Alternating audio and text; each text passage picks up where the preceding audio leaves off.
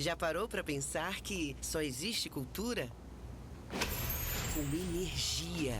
E é por isso que a Petrobras é a maior patrocinadora da cultura brasileira. Se depender da gente, essa energia nunca vai faltar. Programa Petrobras Cultural. Mais energia para a cultura. Petrobras, líder na transição energética justa. O Brasil é a nossa energia.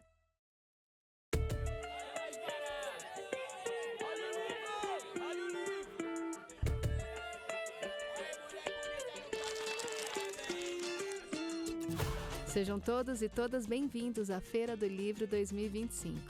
A Feira do Livro é uma realização da Associação 451, da Maré Produções Culturais e do Ministério da Cultura por meio da Lei Rouanet, incentivo a projetos culturais.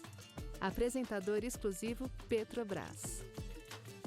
Patrocínio Prefeitura de São Paulo e Motiva por meio do seu instituto na categoria Prata, Itaú Unibanco na categoria Bronze. Apoio Instituto Ibirapitanga, Pinheiro Neto Advogados e Enjoei. Parceria institucional Mercado Livre Arena Pacaembu, Museu do Futebol e Secretaria da Cultura, Economia e Indústria Criativas do Estado de São Paulo. Secretaria Municipal de Esportes e Lazer, Secretaria Municipal da Pessoa com Deficiência, Biblioteca Mário de Andrade e Livraria da Travessa. Apoio institucional Embaixada da França no Brasil, Instituto Camões, Instituto Cervantes, Canada Council for the Arts, Acción Cultural Espanhola, Ernesto Tsirunik Advocacia, ETAD, Vagalume, Ecoar, Quiro, Inside by Meliá São Paulo e Genópolis, Bubu Restaurante e Ovo. Parceria de mídia, TV Brasil, Rádio Nacional de São Paulo, Folha de São Paulo, UOL, JCDecO, Revista Piauí e Publish News. Acompanhe a cobertura completa da Feira do Livro 2025 no site da revista 451. Acesse www.451.com.br e também nas nossas redes sociais, @a Feira do Livro. Viva o livro brasileiro!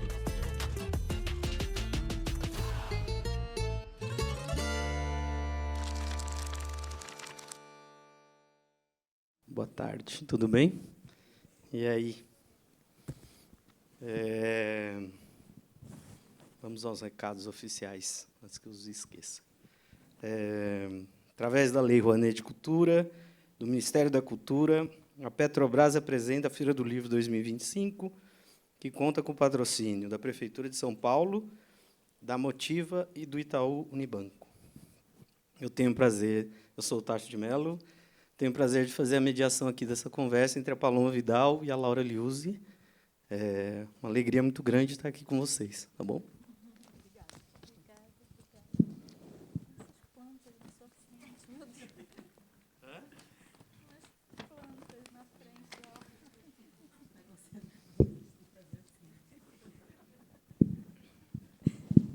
Eu vou apresentar brevemente as duas poetas para a gente começar a conversa. A Laura Liuzzi nasceu no Rio de Janeiro, em 1985. É poeta, autora de Calcanhar, Desalinho, Coisas. Tem uma antologia publicada na Colômbia também, O Espelho que não conta secretos. Poema do Desaparecimento, do Círculo de Poemas, que a gente vai falar bastante aqui. Trabalhou como assistente de direção do documentarista Eduardo Coutinho nos filmes Um Dia na Vida, As Canções e Últimas Conversas. A Paloma Vidal nasceu em Buenos Aires, em 75, e vive no Brasil desde a infância. É escritora, tradutora e professora de teoria literária da Universidade Federal de São Paulo. Entre outros livros, é autora de A Duas Mãos, Algum Lugar, que foi finalista do Prêmio São Paulo de Literatura, Mar Azul, Não Escrever, com Roland Barthes, e Lugares Onde Eu Não Estou, de que nós vamos conversar, um livro de poesia que reúne o trabalho da Paloma de 2010 a 2017. Eu gostaria de pedir uma salva de palmas para as autoras.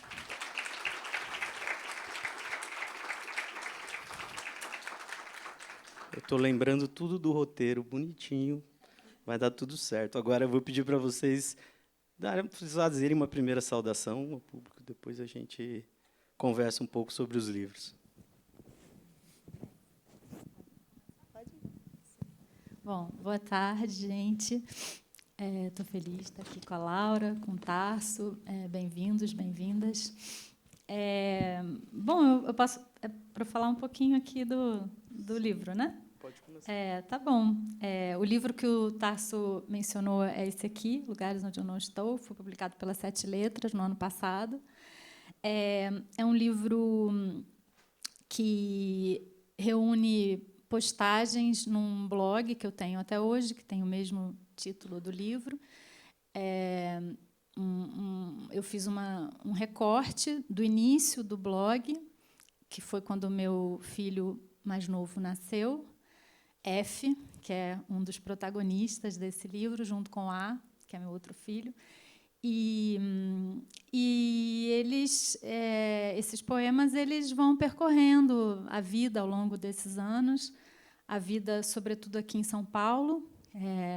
Eu me mudei para São Paulo em 2007 e vão acompanhando o crescimento desses seres e alguns deslocamentos que a gente fez juntos e várias outras vozes que vão aparecendo na forma de letras que me acompanham também. Algumas vezes são leituras, muitas outras amigos e amigas, e vão fazendo assim um coro de vozes e vivências.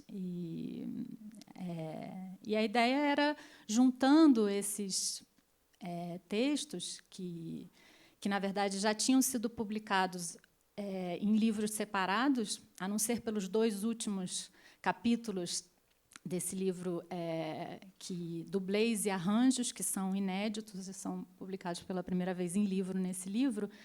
A ideia era também fazer uma espécie de arco romanesco, cria uma história que vai, então, acompanhando também a vida de uma família e também a dissolução dessa família. É um livro sobre separação também, que aproxima isso também de outras narrativas minhas, que basicamente o que eu faço é escrever narrativa e ensaio. Esses são os meus únicos livros de poemas. Acho que é isso, por enquanto. Bom, maravilha. Laura? Oi, boa tarde. Meu nome é Laura e eu vou falar mais desse aqui, né? Do Poema do Desaparecimento, que é um livro publicado em 2024. E, bom, é um livro que eu escrevi ao longo de talvez uns 6 anos, foi bastante tempo escrevendo. Começou em 2017, eu estava há um tempo sem conseguir escrever nada, até que eu li uma série de conversas entre um jornalista e um filósofo e engenheiro de robótica, se eu não me engano. E nessa conversa era como se o jornalista tentasse o tempo todo quebrar um pouco a tese desse filósofo, que é um filósofo externalista. Eu não conhecia esse universo do externalismo e internalismo, e vou só falar assim rapidamente, que aí depois vocês vão ver isso nos poemas. Mas o externalismo ele é uma corrente que entende a consciência como algo que não está neurocentrada, que não está circunscrita, presa dentro do nosso cérebro, e que a consciência, portanto, seria a relação desse corpo com o mundo, e que ela não poderia existir sem isso. O jornalista, que é quem conduz essa série de conversas que são transcritas, ele o tempo todo ficava voltando para a ideia do cérebro. O papel dele era um pouco esse. E essa conversa começava com esse cara, o filósofo, né, querendo defender esse ponto de vista externalista. E aí ele disse o seguinte, que se você vê uma maçã, você é essa maçã. E eu fiquei completamente fascinada por isso. E comecei, daí, depois de um longo tempo, sem escrever nada, eu roubei essa ideia dele e fiz o primeiro. E aí, a partir disso, eu fui fazendo outros e outros e outros, até, acho que eu acho que eu já devia ter tido filho, e aí travei outra vez, né? Porque eu só trocava fralda, etc. Aí eu convidei a Júlia de Souza, que está aqui, e falei, continua aí o poema. E aí ela continua. Tem gente que acha que sou eu escrevendo, mas eu sou ela, ela sou eu, então nós somos a maçã.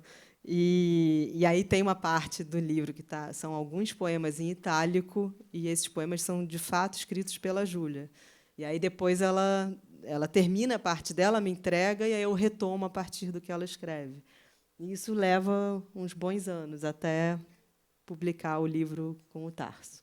Muito bom. Eu acho que o melhor a fazer agora é ler um pouco, né, dos poemas, para a gente depois retomar essa conversa, para o pessoal ficar, quem não conhece ainda os livros, ficar com um pouco de que forma que isso assume.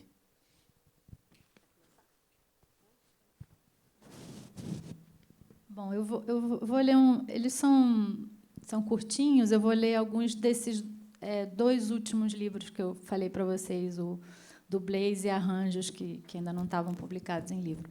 E é um diário, então eles é publicado num blog, como eu falei, tem as datas, no blog tem os horários. Não, acabou que a gente colocou os horários aqui também. Então tem sempre as datas, né? 26/8/2015. F descobriu que pode usar o Google com a voz. Ele fala Power Rangers e aparecem várias imagens. Encantado, ele me explica. Ele faz tudo o que eu peço.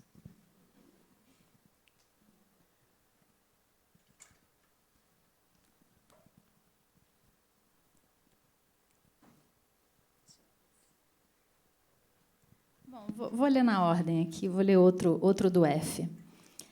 24/9/2015. Aula de natação. Observo acontecer. O professor separa as duas plataformas, vermelha e verde. Apenas um pouco. É um pequeno vazio que antes não existia. F percebe o que está em jogo. Diz que não está preparado. O professor diminui um pouco mais o pequeno vazio. As plataformas quase se tocam, mas não totalmente. Faltam 4 dias para o seu aniversário de 5 anos. Ele tem se segurado nessa data. É sua boia, a nossa. Este é um menino que eu seguro ainda no colo. O professor não quer nem saber, força a barra. E F salta no abismo do tempo. Não sei se... Leio mais? Não, acho que tá bom, né? Depois a gente...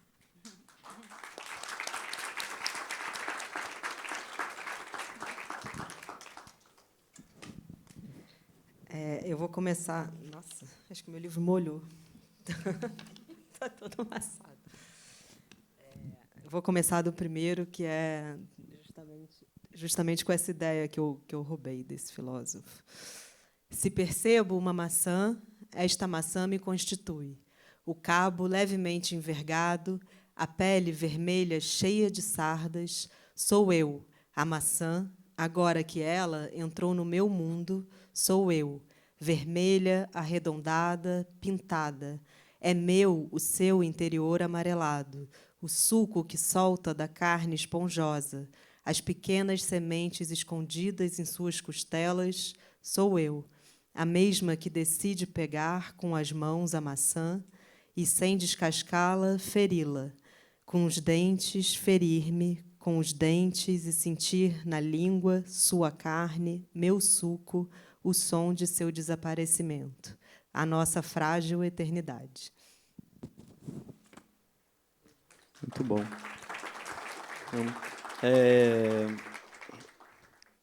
um recado, o pessoal da produção está com papéis para quem quiser fazer pergunta. É só levantar a mão, que depois, no final, a gente vai ler aqui para elas. Eu reparei vocês conversando, e a gente já tinha falado um pouco antes, sobre como vocês se viram um pouco no livro da outra, assim, né? Claro que a curadoria faz isso, né? Assim, de juntar, e a hora que você para, fala, peraí, mas como vai ser essa conversa? E eu queria que vocês falassem um pouco disso, um pouco do livro que leram, não do que escreveram. Dá para fazer? Eu fiquei muito animada, assim, porque estava falando para a Laura que lendo o livro dela, assim, lendo, pensando, né, em falar aqui com vocês e nessa conversa, me fez ver o quanto que esses fragmentos sobre os meus filhos tem muito dessa fusão, né, que ela fala logo nesse poema da maçã, de você ser o outro, e também tem muito de um movimento muito forte, muito tenaz, né? Eu achei o livro insiste, né, com uma ideia, que é um poema, né, que vai avançando, insiste nessa externalização, nesse você deixar de ser eu, você ir na direção de uma outra coisa.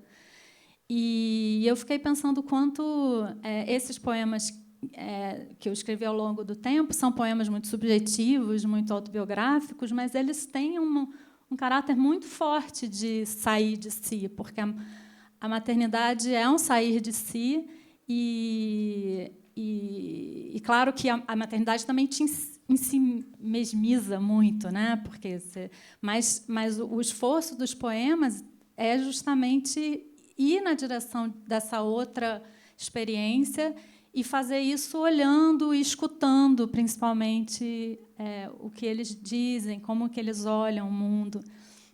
Então, foi bacana, foi interessante, porque acho que eu mesma não tenho tanto, em geral, essa leitura do livro, né? Então, acho que isso foi uma... E eu fiquei muito impressionada, até perguntei para a Laura como é que foi, né? Agora ela contou um pouquinho do processo, certamente pode contar mais, né? Porque eu fiquei muito... acho que não é tão comum, eu acho, tem um pouco a sensação, olhando a produção contemporânea, não é tão comum um poema longo, né? Um poema que fica ali rondando uma mesma ideia, um livro-poema, né?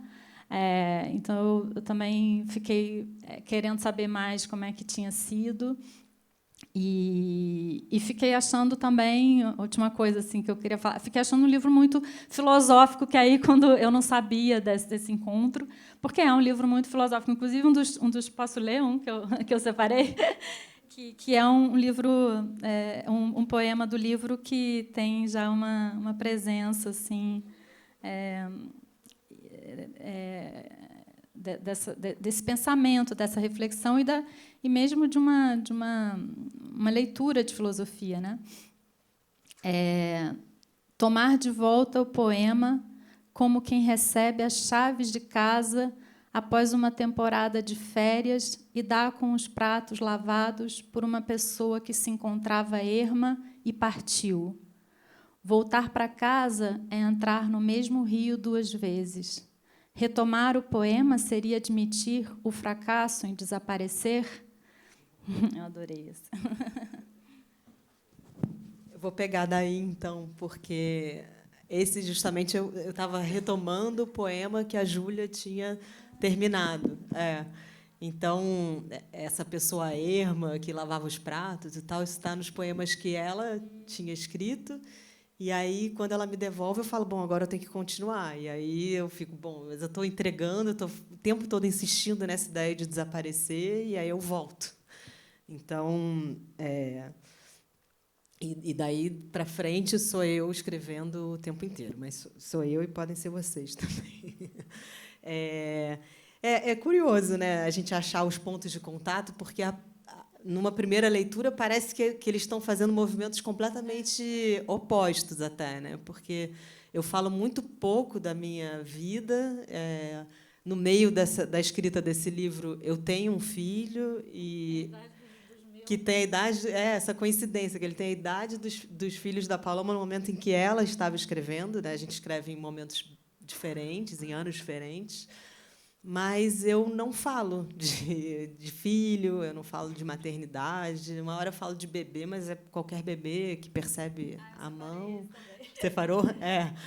E aí, e eu acho que talvez, e você já sacou tudo. Eu acho que realmente o lugar onde eles se encontram é nesse movimento para fora, assim, que quando você tá com criança, você com duas. Eu tenho uma, já acho sei lá, acho um desafio assim que eu não sei se eu sou capaz de enfim, eu não sei se eu consigo, às vezes, eu acho muito difícil. E você tem dois, e aí você consegue anotar o tempo todo. Então, parece que é um documentário. Assim, eu tenho um pouco a sensação de que você está, sabe, fazendo um documentário das miudezas, assim, que você está conseguindo destrinchar coisas que estão no nosso dia a dia que passam direto, enquanto o que eu estou fazendo é completamente outra coisa, mas partem do mesmo movimento para fora, né?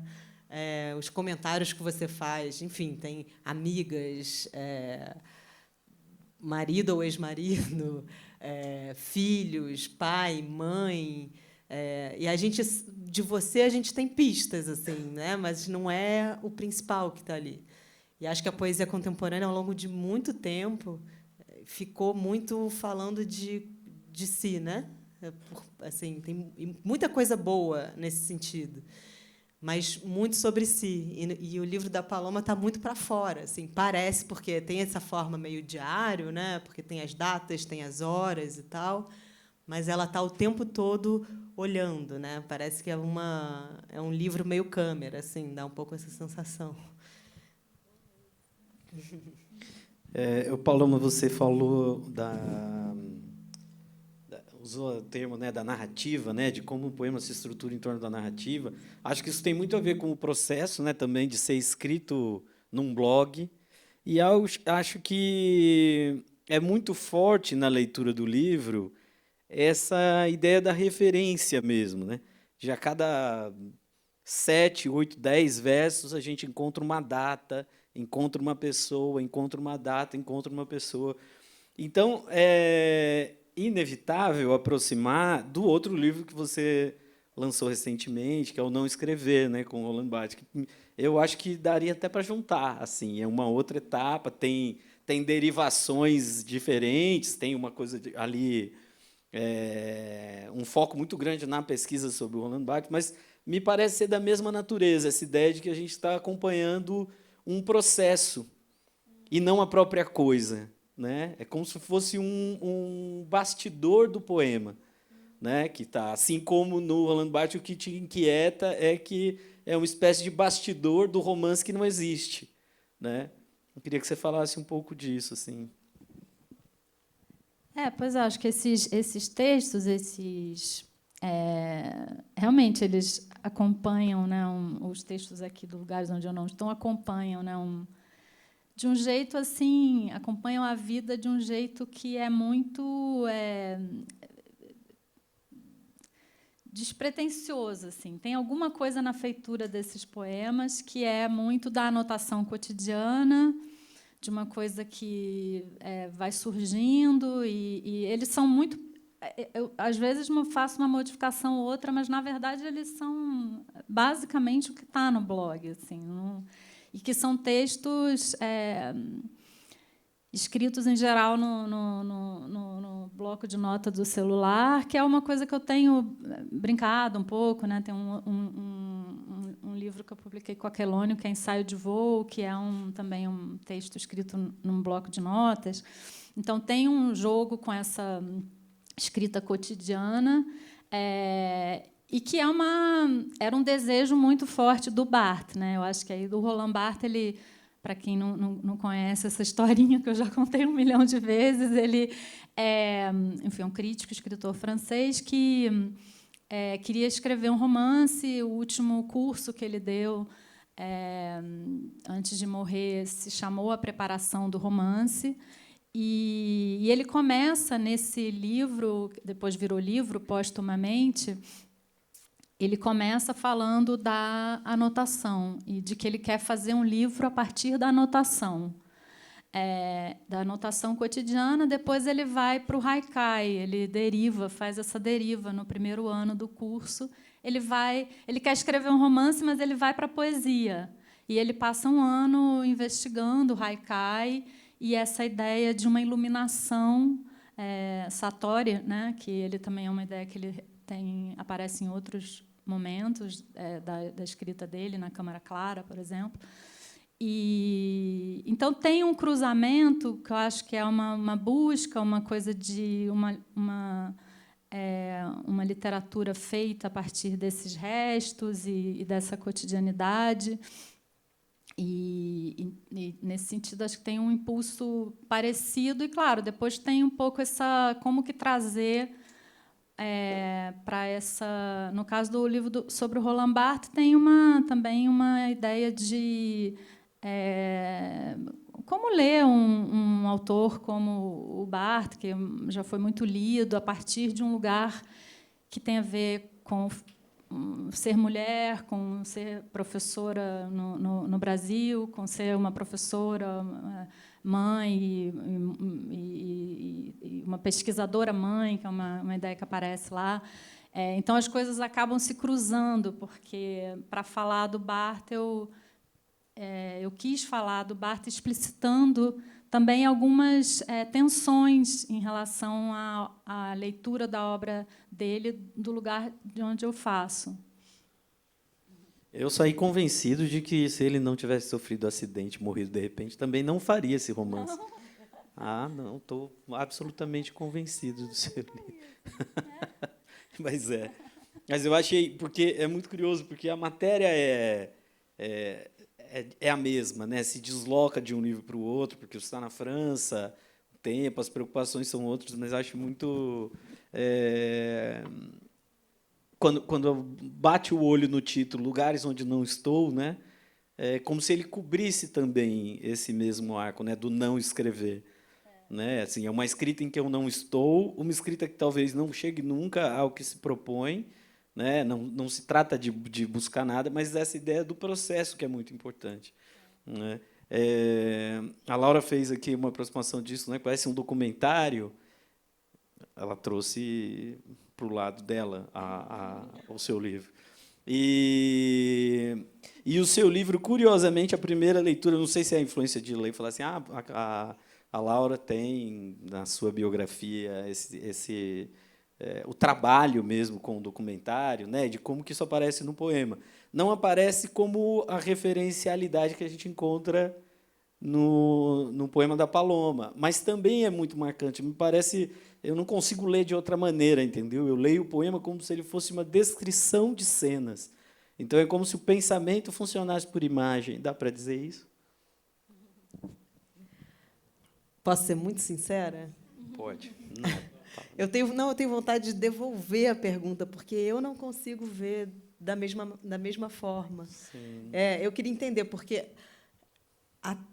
até onde eu consigo entender o que eu faço, ou as aproximações entre as duas coisas, eu não sou uma documentarista autoral, eu sempre trabalhei com outros documentaristas, fazendo pesquisa, assistência e tal, mas eu acho que é um trabalho de escuta, principalmente, porque eu sempre trabalhei mais com documentários que têm pessoas, maior parte delas anônimas. Nos filmes do Coutinho, todas eram anônimas, em outros filmes que eu fiz também.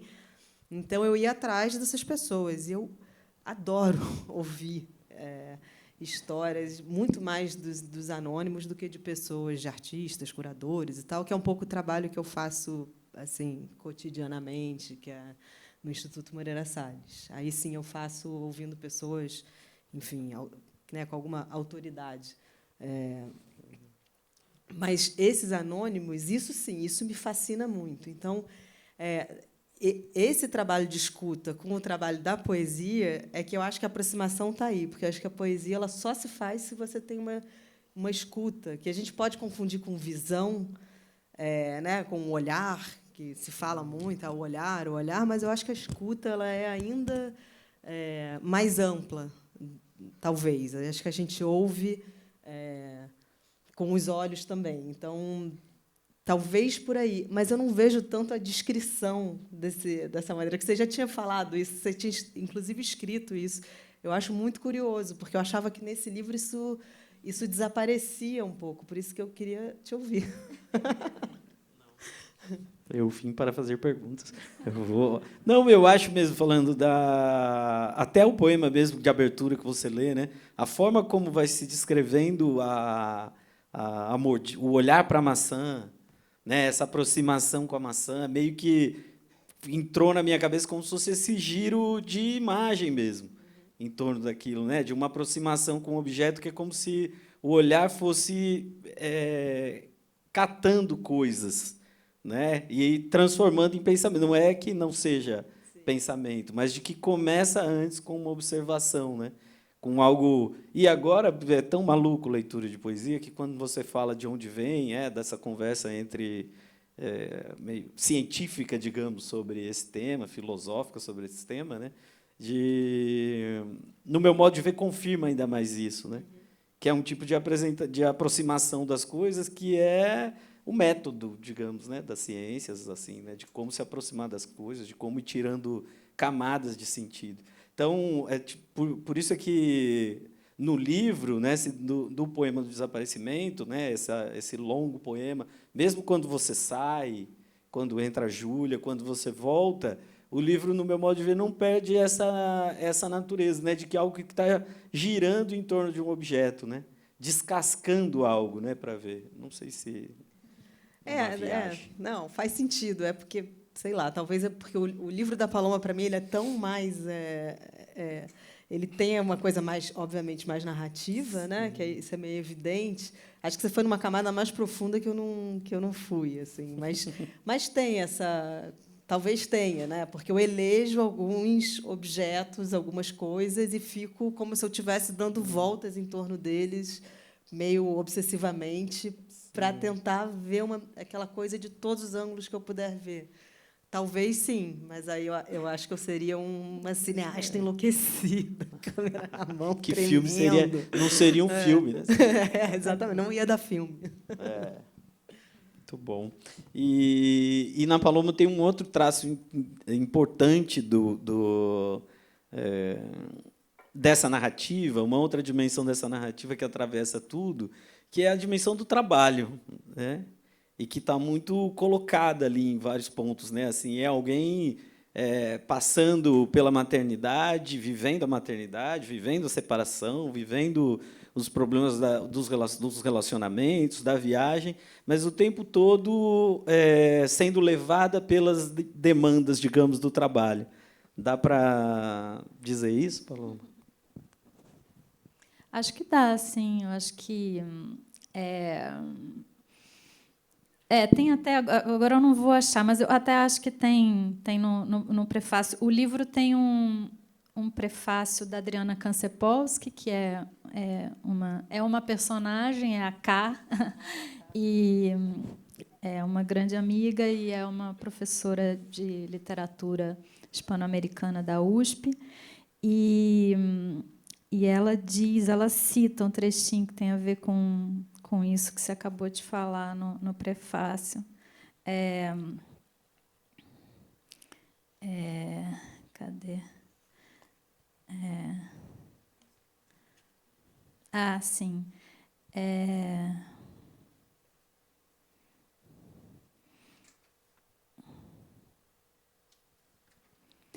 Ela reproduz, ela fala de vários trechos, mas aí ela cita esse.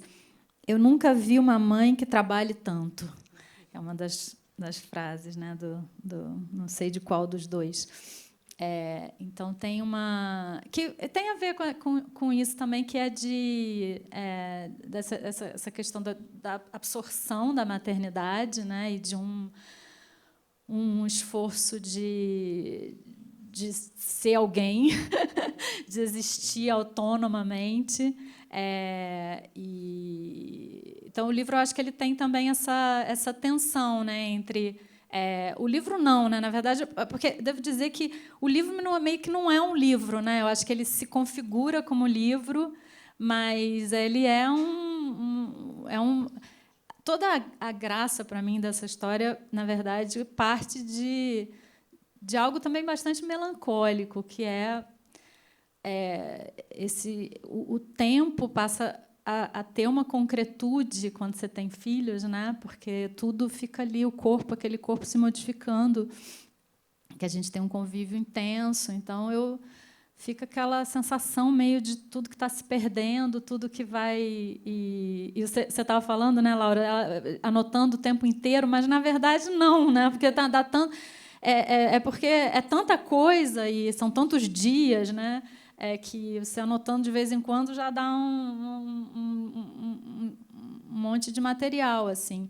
Mas eu digo isso, que o livro na verdade, é um recorte de um fluxo que está aí ainda, né?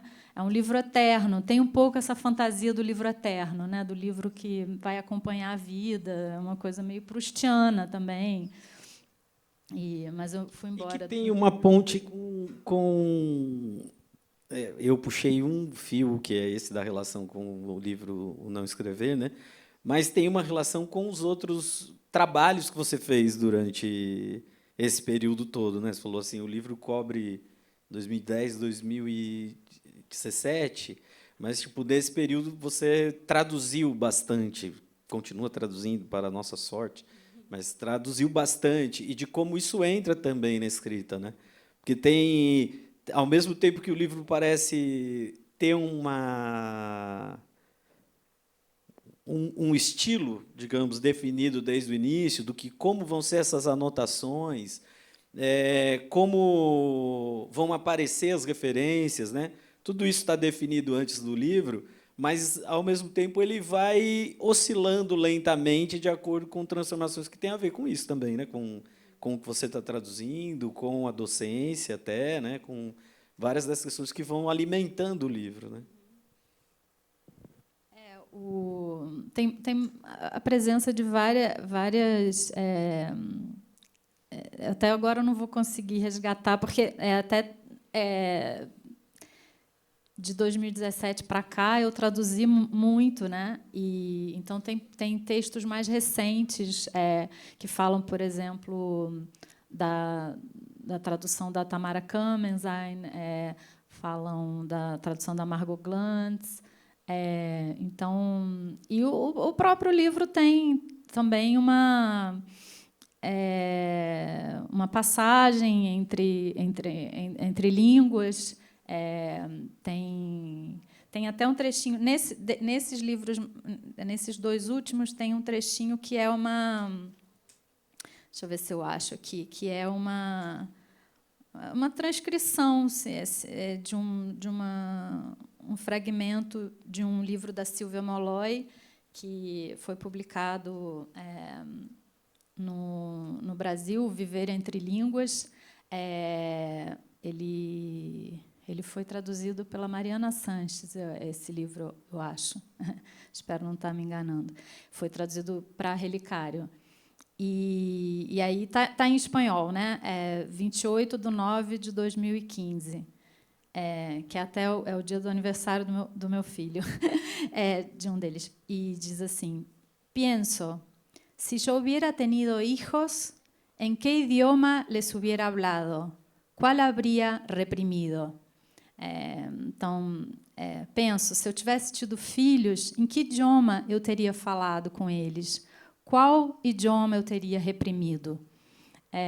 Então, esse é um texto que eu não traduzi da Silvia Molloy, mas eu poderia ter traduzido, né? Eu teria gostado até. Eu traduzi outro livro dela que chama...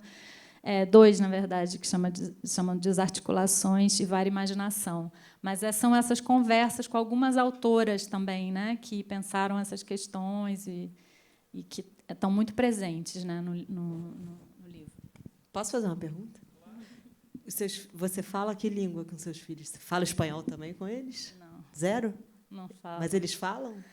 Eles falam com meus pais, mas eles falam portunhol, assim, um pouco. Eu acho que essa é uma questão, né, também, o quanto nessa vida cotidiana não teve espaço para isso. Eu acho que eu reprimi. A Silvia Molloy fala isso, né? Qual que eu teria? Eu reprimi, recalquei o espanhol. Que é a sua língua? Que é a minha língua materna, mas eu acho que tem uma coisa a ver com a divisão mesmo, com tentar, com tentar que talvez eles não tivessem essa divisão. É uma coisa um pouco maluca, mas de fato, agora que eu entendi esse trecho da Silvia Molloy, na verdade. Acontece sempre. Agora estou meio assustada até. Tá bom, foi isso que aconteceu, exatamente. Que loucura. Muito bom. Laura, no seu caso, você puxou um pouco agora pelo trabalho nos documentários e tal. Isso puxa a sua poesia para determinados lados assim do que você tem trabalhado depois do livro, né? Porque tem uma clareza de, você falou, né? Travei, destravou com a Júlia, voltou para o livro, mas tem uma clareza de projeto muito grande assim no Poema do Desaparecimento, que a gente conhece o livro pronto, né? Quem sofre o livro é quem escreve, a gente conhece o livro pronto. Mas né? Não vamos mentir para as crianças que estão aqui. E é muito disso, assim, né? Acontecem tantas coisas. No livro da Paloma pode dar a impressão de que a gente sabe tudo o que aconteceu com ela nesse período. A gente não sabe nada. A gente sabe o que ela mostrou. E como ela decidiu mostrar, né? E que pode, na verdade, chegar no final e ela falar: gente, não tem nada a ver, eu escrevi esse livro todo de uma vez. Não é anotação nenhuma do meu cotidiano, né? E no seu caso, tem essas outras tensões do seu trabalho, dos seus interesses te puxando para outro lado, né? Porque o livro tem muito isso, você mesmo falou, uma espécie de ideia fixa, né? Que você vai virando, e isso é muito difícil, né, de sustentar. É engraçado que uma coisa que eu fiquei pensando é que, quando eu li o livro da Paloma, parecia que ela estava escrevendo toda a parte que eu estava me recusando a escrever, porque eu estava vivendo essa loucura de ter um filho, de ter um bebê, e eu ficava muito incomodada com o fato de que eu não conseguia pensar em nada além das minhas obrigações daqui a 5 minutos. Não existia daqui a 10 dias. Não. E cada dia parece que tem umas... Eu tenho que pedir desculpas para a Jasmine, que está com um bebê na barriga, mas os dias parece que tem 57 horas. Eles são muito longos, porque você fica acordada a madrugada inteira, ou não, existem os bebezinhos que dormem, que bom. Mas é por isso que ela falou que o bebê está com 41 semanas, ele não quer vir para esse tipo. Não sei se eu vou ajudar, né, nisso. Mas, enfim, os dias são realmente, parecem mais longos, né? Eles duram muito mais, e aquilo me dava uma aflição, porque parecia que eu nunca mais que eu estava presa numa... Não parecia que o tempo ia passar. Quando falavam o tempo passa muito rápido, eu falei: para quem? Porque o meu filho deve ter, sei lá, 57 anos, enquanto eu estou com 35. Não faz sentido. Ele é muito mais velho do que eu, porque ele não para de viver, e eu estou aqui presa numa mesma coisa todo dia. Então, Você está dando outro sentido para desaparecimento agora, na capa do livro. Mas aí, quando eu começo, ainda não tinha. Não tava, eu acho que eu estava descobrindo a gravidez, mas eu não falo disso em momento algum. O que estava acontecendo é que eu precisava pensar em alguma coisa além disso. Você dava aula, né? Não sei nem como é que você conseguia.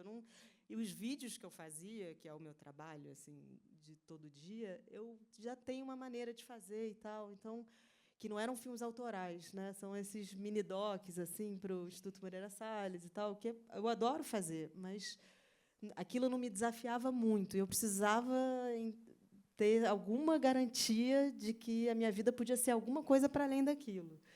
E aí eu falei: bom, não posso parar aqui, eu vou continuar.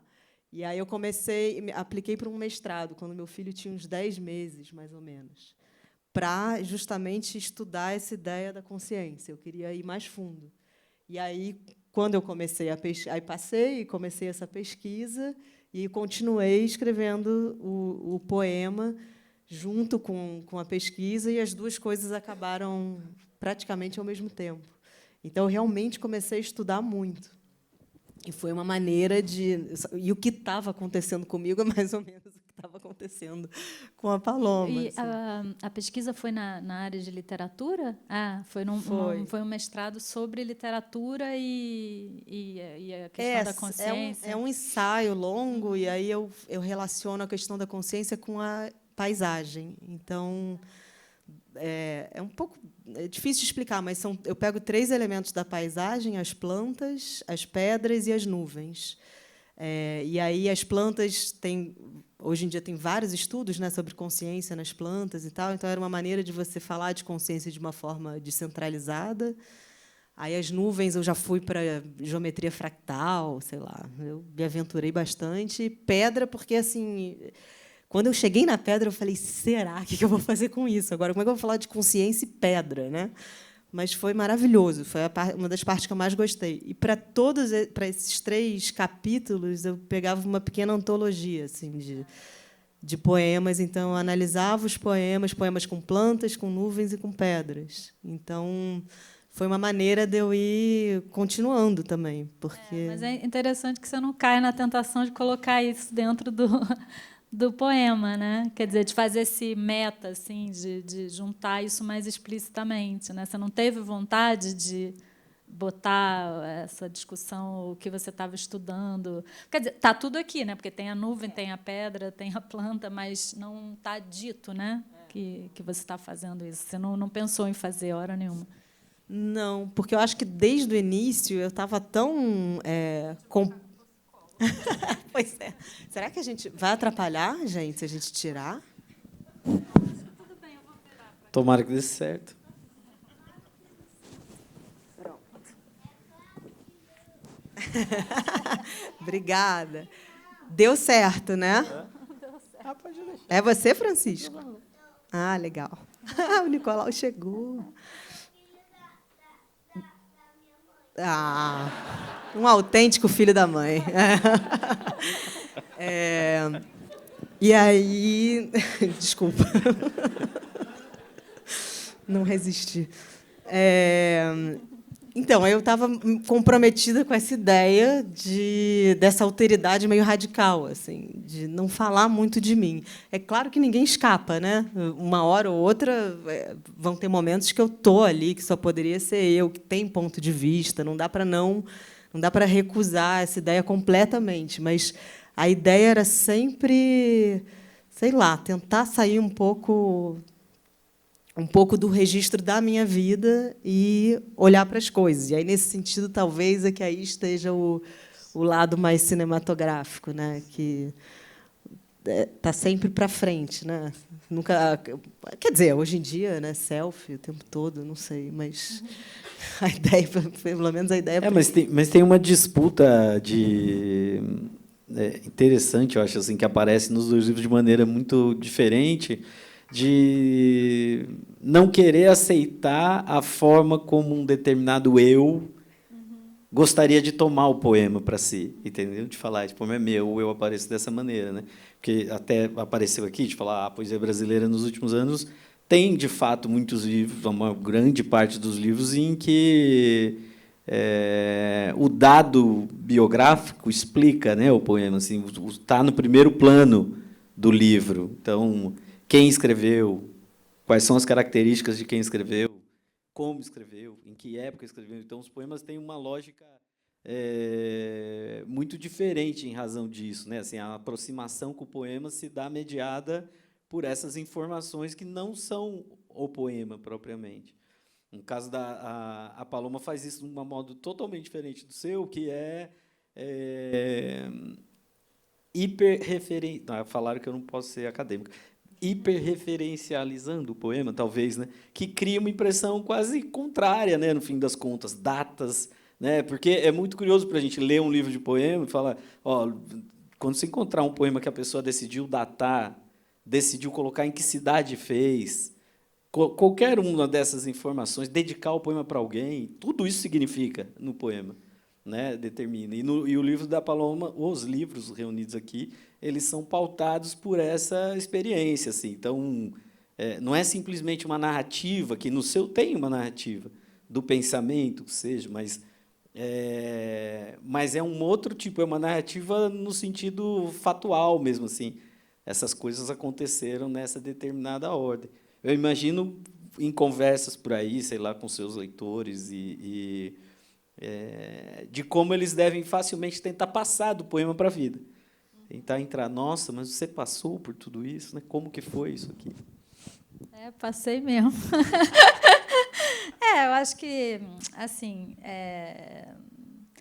essa questão nas coisas que eu escrevo já é isso, está tudo misturado mesmo, né? Eu acho que a literatura é um espaço em que a vida acontece, né? Dois, né? Então, acho que é isso, tem uma mistura mesmo, e é o jeito que também me parece que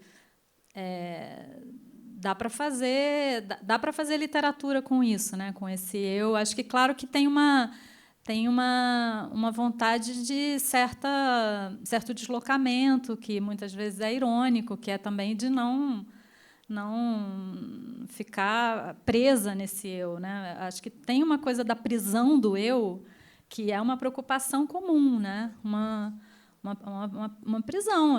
Quantas vezes ao longo do dia eu não quero ser eu? Eu não quero ser qualquer outra coisa. Então, eu quero ser uma maçã, eu quero ser meus gatos. Em geral, eu quero ser os meus gatos. Eu que tenho sido meu cachorro, eu concordo.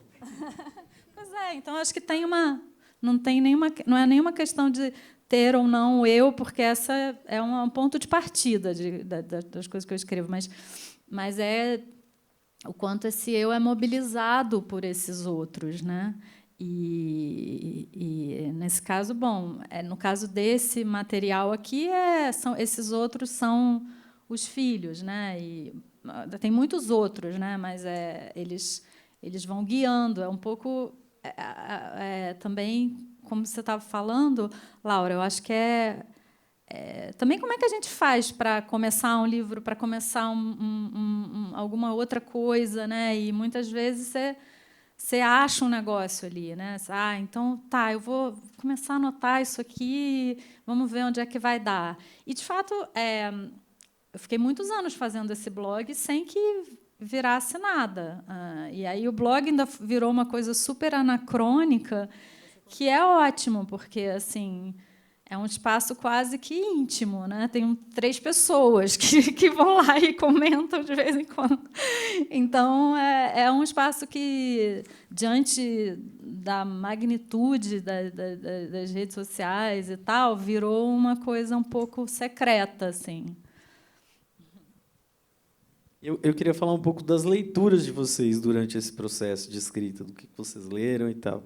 Eu estou lembrando aqui do livro Os Livros Pequenos, da Tamara Kamenslein, que ela fala uma coisa me marcou muito. Ela fala dos livros de trabalho, que são esses livros que não são necessariamente os seus livros preferidos, mas são os livros que te movem para a escrita, né? Tem livros que vocês citariam, que são espécie de livros de trabalho para esses livros atuais de vocês?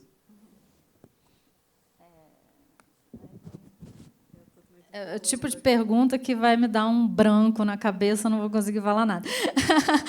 Não, mas enfim, é porque já começando com a Tamara, mas aí, sei lá, se a Tamara é um livro de trabalho, né? Porque já é tanta coisa, assim. Mas eu acho assim que tem uma coisa nesse livro também. Ele é muito poroso, né? Esses textos eles são abertos a qualquer leitura, né? Então, sei lá, vou ler um que eu tinha separado aqui para dar uma ideia assim do tipo de material que dá que entra, né? 18/11/2016. Pessoa amada. Passamos por uma placa. Trago a pessoa amada, mesmo que esteja com outra. Mostro para A. Ele pergunta: para que você vai querer de volta a pessoa amada se você já está com outra? Então, é esse tipo de leitura que está entrando, assim, né? Depois, é claro que tem muitas poetas, né? Inclusive, a Flávia Perret está aqui. A gente deu recentemente uma oficina sobre diários poéticos. A própria Flávia também, né?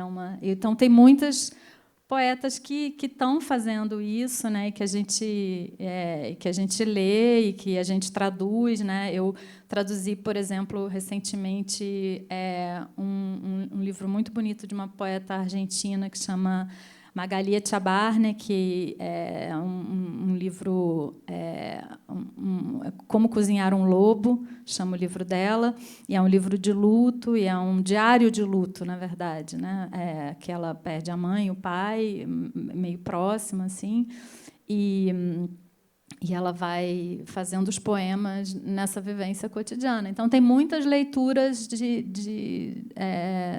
dessa poesia. Recentemente, a Roberta Iannamico teve aqui, né, que também é uma que a gente lê. A Laura Wittner, que vocês publicaram também, né? Então, assim, tem muitas. Acho que é uma comunidade e que está pensando e fazendo coisas afins.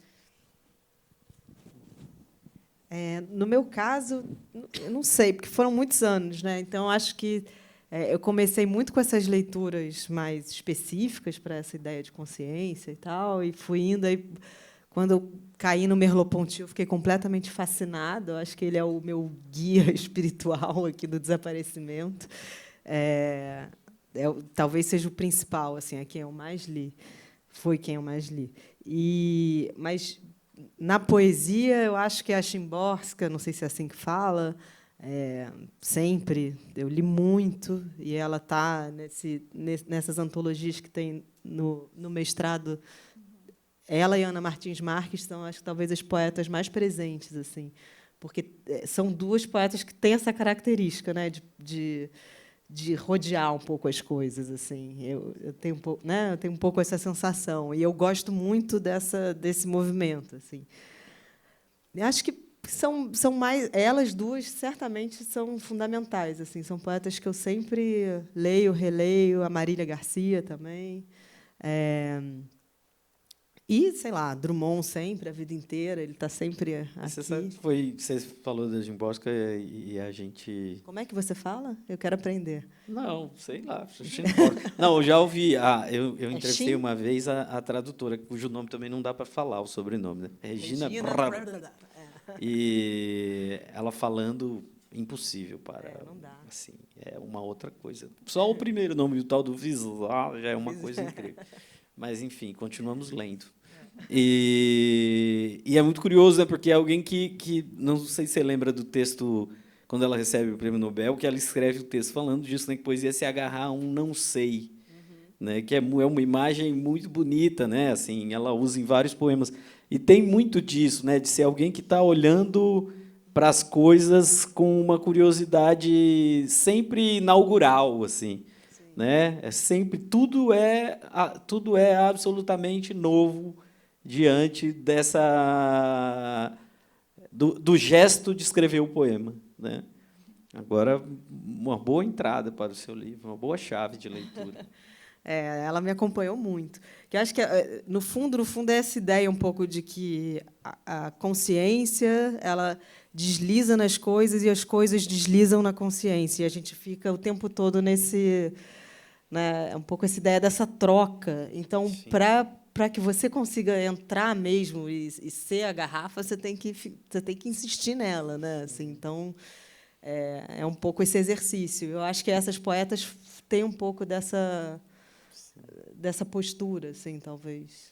A Laura Wittner, que você falou agora, né, Paulo? Também, quinta-feira, aliás, a gente leu no clube de leitura do Círculo de Poemas aqui, e um dos assuntos era esse, assim, né? A gente falou, nossa, mas como nos leva para dentro da casa, né, assim, da vida, né? Os poemas estão lá, essas questões da maternidade, do trabalho, né? Várias dessas questões que estão ali. Tem uns textos que ela cita, né? A Luísa cita. Sim. Esse ensaio da Luísa Leite foi publicado no mesmo mês. A gente lançou juntas. É maravilhoso, eu recomendo muito. Porque, aliás, olha, é curioso, né? Porque ela fala de coisas que têm muito a ver com a sua poesia e, ao mesmo tempo, que tem muito a ver com o que eu estou dizendo aqui, né? Então, vai de William Carlos Williams a Roberta e Ana Mico, sei lá. Né? Tem acho que ela consegue fazer bem esse trânsito. Né? Queria ler um da Laura. Aqui tem o seu. Outra. Tem uma coisa muito dos dois livros e desse... Posso ler claro. um poema da Laura? A Laura Whitner, a outra Laura. Levanto às 6. Levanto às 6 e, entre sombras, vou para a cozinha. Ponho água para ferver. Encosto em copos, potes, mexo em coisas. É nesse momento que, sobre a janela, uma luz começa a se produzir. Não a habitual. Levanto a cabeça para verificar, mas o que é? Resplandece algo rosa nos vidros? Pulam as torradas. Eu me aproximo da minha filha para acordá-la. Senta tão lentamente que me afasto para não agitar seu mundo. Imóvel, quase sem abrir os olhos, identifica algo que a faz duvidar. Ali, atravessando a persiana. Me olha fixamente, franze o senho. Tem tipo um rosa, né? A gente diz. Não, e é curioso, né? Porque o arco que a gente fez aqui conversando, que passa pelo Barthes, fala da importância que teve o haikai para ele e dessa indagação sobre o eu na poesia e tal. E todas essas coisas parecem remeter bem para isso que a Luísa vai estudar no ensaio, a partir do Williams, da Roberta Ana Mico, da Laura Whitner, né? De que não tem um grande fato extraordinário ou uma grande vida extraordinária por trás dos poemas. Então, isso não poderia ser o ponto de partida do poema, mas que a gente tenha passado um século, às vezes, até relacionando isso, né? Assim, o poeta tem que ter uma vida extraordinária, né? O poema vem de fatos... Não, né? O espantoso desses poemas, como a própria Luísa faz no ensaio, é de que assim a formiga andando no teclado enquanto ela escreve também é o poema acontecendo, né? É algo que pode justificar o poema. Vou só fazer um comentário, que eu lembrei de uma coisa agora, que é o seguinte.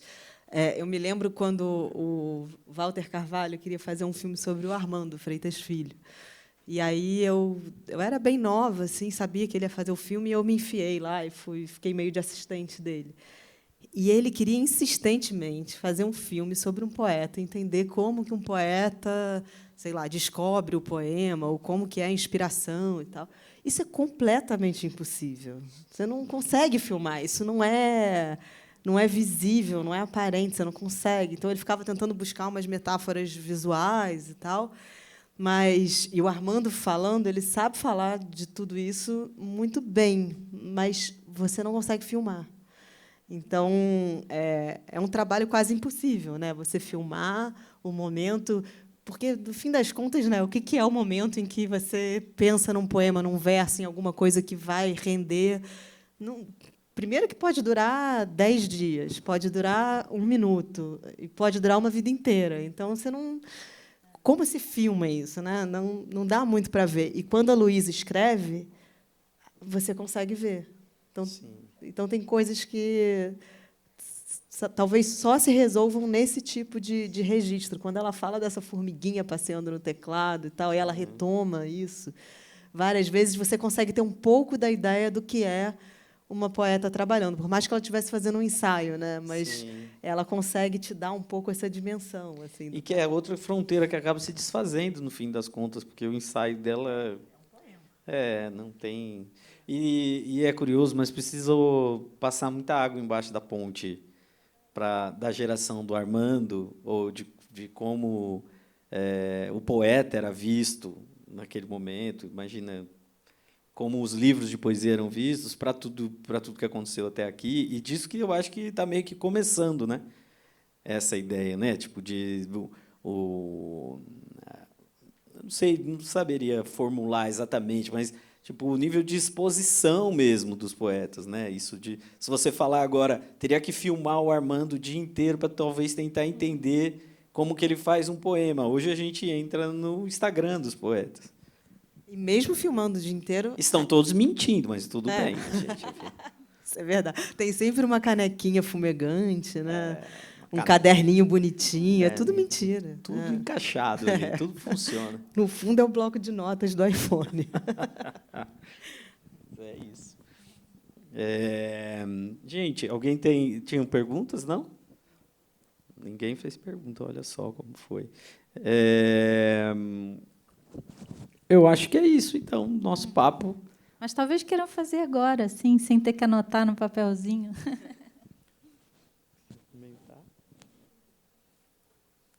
Isso. Então, muito obrigado a vocês. Obrigado a todos que assistiram a conversa. Elas vão autografar o livro lá fora. Tem o espaço para autógrafo. Quem quiser, os livros estão aí à venda. E é isso. A gente se vê na feira. Obrigadão. Até a próxima. Já parou para pensar que só existe cultura com energia? E é por isso que a Petrobras é a maior patrocinadora da cultura brasileira. Se depender da gente, essa energia nunca vai faltar. Programa Petrobras Cultural. Mais energia para a cultura. Petrobras, líder na transição energética justa. O Brasil é a nossa energia. São Paulo é arte, cultura e criatividade, com mais de 200 espaços culturais da Prefeitura de São Paulo em todas as regiões da cidade. E grandes eventos, como a Virada Cultural, que em 2025 reuniu cerca de 5 milhões de pessoas. Neste ano, a Secretaria de Cultura e Economia Criativa já promoveu mais de 5 mil atrações gratuitas e 319 milhões de reais foram anunciados em editais de fomento. Isso é São Paulo, cidade de todas as artes. O brasileiro não sabe ser pequeno. É da nossa natureza mover a vida como gigantes. Por isso a CCR, maior empresa de infraestrutura e mobilidade do Brasil, está movendo a sua marca para um novo momento. A CCR agora é Motiva. Mais do que estradas, trilhos e aeroportos movendo o Brasil. Uma marca que já nasce gigante, como você. Motiva. Você nos move.